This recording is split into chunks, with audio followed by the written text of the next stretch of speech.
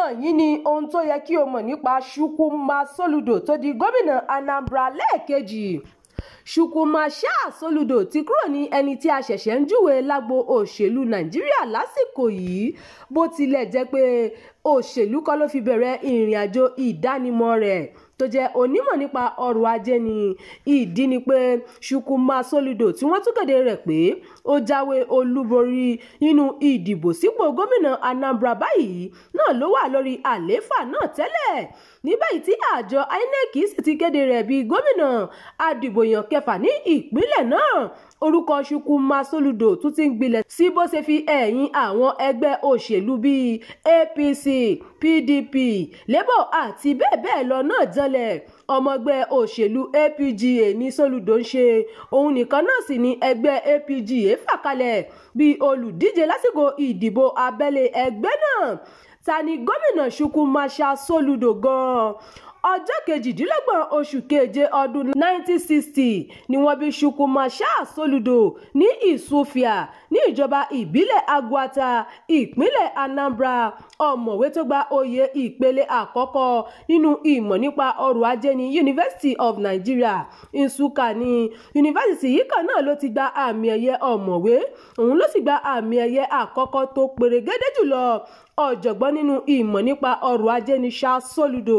Kó tó wọnú òṣèlú, Chukwuma Soludo jẹ́ onímọ̀ nípa ọrọ̀ ajé àti òṣìṣẹ́ báńkì. Ó sì di gómìnà báńkì àgbà ilé wa CBN pẹ̀lú. Bákan náà ló tún di ipò alága ìgbìmọ̀ báńkì àpapọ̀ ilé wa múrí. Soludo ti fìgbà kan rí jẹ́ olùdámọ̀ràn pàtàkì fún ààrẹ Olúṣẹ́gun Ọbásanjọ́ lásìkò ìṣèjọba rẹ̀ ní 2003. Bẹ́ẹ̀ náà ló tún jẹ́ ọ̀kan lára àwọn ọmọ ẹgbẹ́ ìgbìmọ̀ olùdámọ̀ràn fún ààrẹ Muhammadu Buhari. Ọ̀jọ̀gbọ́n nínú ìmọ̀ nípa ọrọ̀ ajé ní Soludo ní àwọn yunifásitì bíi University of Nigeria Nsukka, University of Cambridge, Brookings Institution, University of Warwick àti University of Oxford.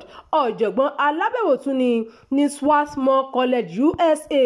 Gómìnà Soludo ní ìyàwó Nonye Soludo ní ìyàwó rẹ̀ ń jẹ́, wọ́n sì bí ọmọ 6.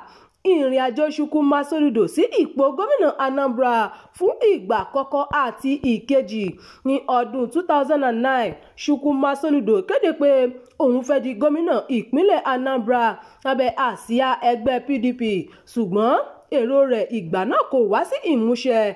Ó sì gbà tó ọdún 12 kó tó bọ́ sí fún un ní 2010 tó díje ló pàdánù sọ́wọ́ Peter Obi tí í ṣe gómìnà Anambra nígbà náà. Ní 2013 ní Soludo kúrò nínú PDP, ó sì darapọ̀ mọ́ All Progressive Grand Alliance APGA, ṣùgbọ́n ìgbìmọ̀ aláyẹ̀wò APGA kò tún gbà wọlé lọ́dún náà, kò sì lè díje. Nígbà tó di 2001 ní kádàrá ṣe lóore. Soludo wọlé ìbò bí gómìnà Anambra lábẹ́ APGA tó ń bábọ̀. Látìgbà náà ló sì ti wà nínú ẹgbẹ́ ọ̀hún. Oṣù kẹta ọdún 2022 ní sáà àkọ́kọ́ Soludo bẹ̀rẹ̀ bí gómìnà ìpínlẹ̀ Anambra. Nígbà náà ló gba ipò ọ̀hún lọ́wọ́ Willie Obiano tó wà níbẹ̀ tẹ́lẹ̀.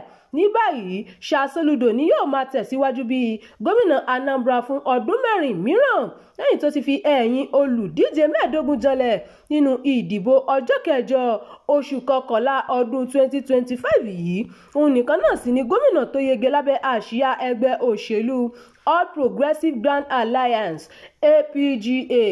Ìròyìn yàjóyàjó fún ti àkókò yìí kò ní jù báyìí lọ. Ẹ má gbàgbé láti tẹ̀lé ìkànnì yìí. Ẹ bá wa pín ká kí ẹ sì fi èròǹgbà yín sí abala àríwísí. Abdulkareem Nimot ló ti ń jábọ̀ ìròyìn.